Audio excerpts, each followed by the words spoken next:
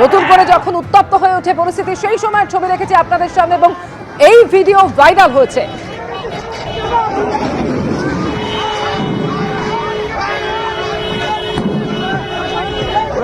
ভেঙে দিয়েছে গাড়িটা, রাস্তা অবরোধ করতে দিচ্ছে না বলে।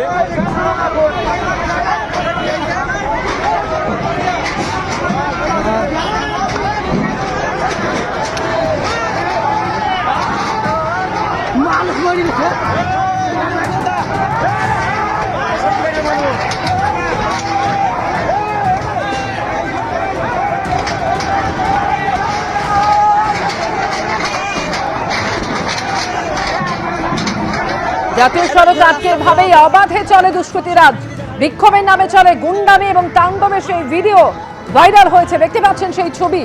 আর আজ সকাল থেকে শুরু হয়েছে বেলডাঙ্গার বিভিন্ন জায়গায় পুলিশি টহল, রুটমার্চ করছে পুলিশ। আমাদের প্রতিনিধি পার্থ প্রতিম ঘোষ সরাসরি আমাদের সঙ্গে রয়েছেন। পার্থ, গতকাল দুপুরের পর থেকে একটু একটু করে অবস্থার পরিবর্তন দেখা যায় এবং পুলিশ সেটা জানাচ্ছে আজ সকাল থেকে কোনো রকম অশান্তির ঘটনা এখনো পর্যন্ত নেই, কোনো রকম জমায়েত পুলিশ করতে দিচ্ছে না। পার্থ,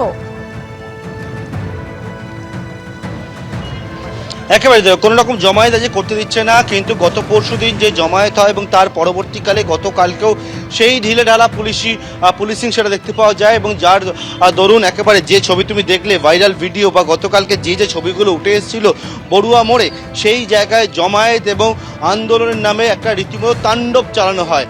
গাড়িতে ভাঙচুর থেকে শুরু করে রেল স্টেশনে চলে যায় তারা, এমনকি রেল গেট ভাঙার চেষ্টা করা হয় এবং বিভিন্ন জায়গায় যাত্রীবাহী বাসে ভাঙচুর করা হয়, ডাম্পারের ভাঙচুর করা হয়। এই রকম ছবি দেখতে পাওয়া যায়। ইট বৃষ্টি শুরু হয়ে যায় এবং তার পরবর্তীকালে সেই জায়গায় মাত্র কয়েকজন পুলিশকর্মী সকাল থেকে আমরা দেখি তারা কিন্তু সামাল দেওয়ার চেষ্টা করতে থাকে। কিন্তু গতকাল দুপুরবেলার পর প্রায় ঘটনা গত পরশু থেকে প্রায় 30 ঘন্টা পর পুলিশকে দেখতে পাওয়া যায় ইন অ্যাকশন মুডে এবং তার পরবর্তীকালে কিন্তু গোটা পরিস্থিতি প্রায় কিছুক্ষণের মধ্যে কালকে পুলিশ নিজে থেকেই জানিয়েছিল প্রায় আধ ঘন্টার মধ্যে পরিস্থিতি স্বাভাবিক হয়ে যায়। এবং যে ছবিটা আবার কাঙ্ক্ষিত ছিল আইন শৃঙ্খলা রক্ষার ক্ষেত্রে, যেটা হচ্ছে গত পরশুদিন যেরকমভাবে উত্তপ্ত হয়ে উঠেছিল বেলডাঙ্গার মহেশপুর, তার পরবর্তীকালে সেই কাঙ্ক্ষিত ছবিটা বিভিন্ন মহল বলছিল কালকে দেখতে পাওয়া যায়নি। কালকে এই পুলিশের মার্চটা দেখতে পাওয়া যায়নি সকাল থেকে, যার ফলস্বরূপ দেখতে পাওয়া যায় বিভিন্ন মহলের দাবি যে একেবারে যে বড়ুয়া মোড়ে এই তাণ্ডবের ঘটনা। কিন্তু আজকে সকাল থেকে দেখতে পাচ্ছি এবং গতকাল রাত্রির থেকে বিভিন্ন যে প্রান্তগুলো রয়েছে, রাস্তাগুলো রয়েছে, একেবারে গ্রামগঞ্জের ভেতরের দিকে যে জায়গাগুলো রয়েছে সেই সমস্ত জায়গায় পুলিশের বাহিনী টহল দিচ্ছে।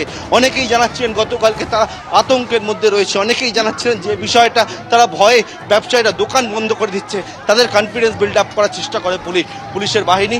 এই মুহূর্তে গোটা যে মুর্শিদাবাদ চত্বরে রেজিনগর হোক, বেলডাঙ্গা হোক, সেই সমস্ত জায়গায় তারা টহল দিচ্ছে।